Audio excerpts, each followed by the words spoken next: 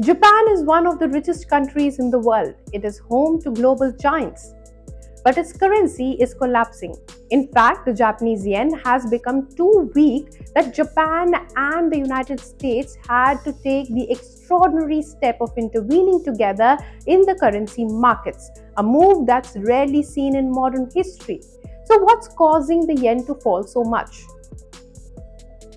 At the heart of the problem is a simple economic principle. Investors always chase higher returns. For years, Japan has kept interest rates extremely low to encourage borrowing and stimulate its economy. Meanwhile, the United States raised interest rates to fight inflation. That created a huge gap between the returns investors could earn in America versus Japan. The Bank of Japan's benchmark interest rate stands at 1% even after its latest increase in June, while the United States Federal Reserve's benchmark rate remains substantially higher at 3.5% to 3.75%.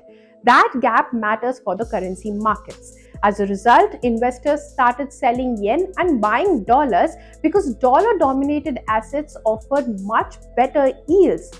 That massive shift in demand pushed the yen lower and the US dollar higher. Now, the weaker yen may sound good for Japanese exporters because their products become more competitive overseas, but there is a downside too.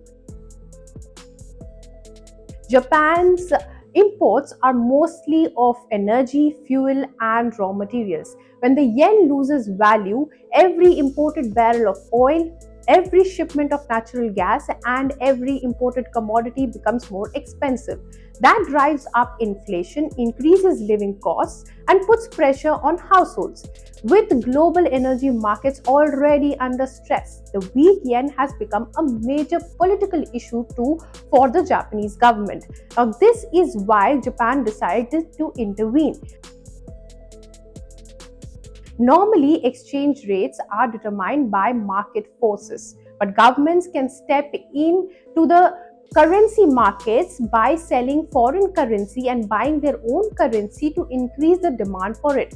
Japan has done this several times over the past few years, selling billions of dollars trying to stop yen's decline. However, those efforts had only a temporary impact because the fundamental problem, the rate gap between the United States and Japan, remained unchanged. What makes this latest move extraordinary is that the United States joined Japan in the intervention. Such coordinated action is extremely rare and hasn't happened in decades. After this intervention was confirmed, the yen strengthened significantly against the US dollar, showing that markets took the move very seriously. But economists say that interventions alone cannot permanently fix the problem. As long as US interest rates remain much higher than Japan's, investors will continue finding dollar assets more attractive. So, why did America help Japan? One reason is financial stability. Japan is one of the largest holders of US government bonds. If Japan aggressively sells these holdings to defend its currency, it could create volatility in the US bond market and push American borrowing costs even higher. By coordinating with Japan, Washington is trying to stabilize both the currency markets and broader global financial markets as well. It also sends a message that the two allies are willing to work together when financial instability threatens the global economy.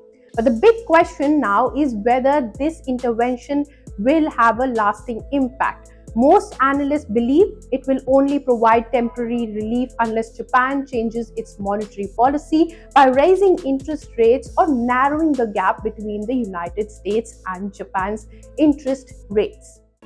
If you like this video, then like, share and subscribe to ET Now.